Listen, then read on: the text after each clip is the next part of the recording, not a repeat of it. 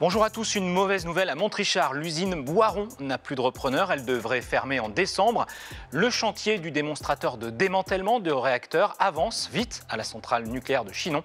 Et puis on terminera avec un conseil pratique, le prêt de salariés entre entreprises.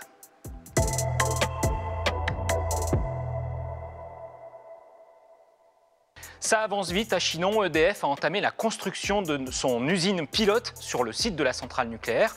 La charpente est déjà terminée. Il s'agit d'un démonstrateur pour démanteler les réacteurs graphite-gaz, des réacteurs qui sont à l'arrêt depuis les années 80. 10 millions d'euros sont investis dans le bâtiment pour ce hall de 25 mètres de haut qui servira de laboratoire et aussi de centre de formation à partir de 2022. Mais ça, c'est juste pour le bâtiment parce qu'après le programme de démantèlement des réacteurs graphite-gaz, c'est une vingtaine de milliards d'euros, une trentaine d'années de travail, des milliers d'emplois.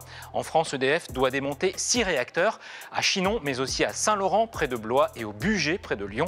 Il y en a 80 dans le monde et 40 en Grande-Bretagne. EDF espère bien faire de Chinon la référence mondiale.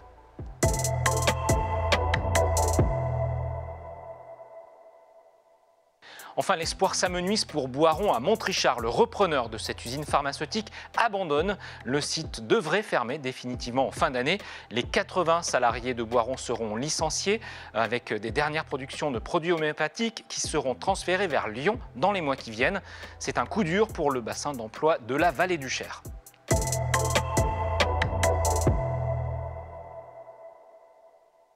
Un dispositif peu connu pour terminer le prêt de salariés, une opération facilitée en cette période de crise sanitaire.